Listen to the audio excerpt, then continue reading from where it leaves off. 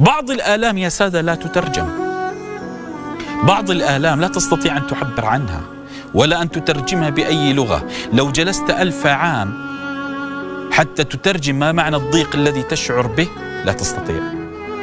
لو جلست 1000 عام حتى تترجم معنى الألم ما تستطيع.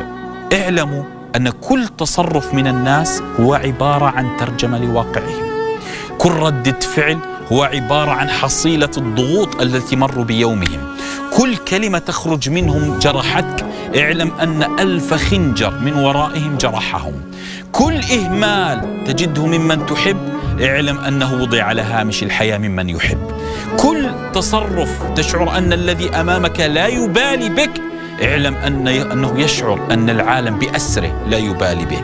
كل إنسان تجده أحيانا ربما يمسك المال أو الدرهم بأسنانه، اعلم ربما ذاق الحرمان، لأن هناك أناس تنظر من زاوية أنت لا تبصرها. فلهذا لابد من ترجمة الأفعال وتغيير البيئة المحيطة.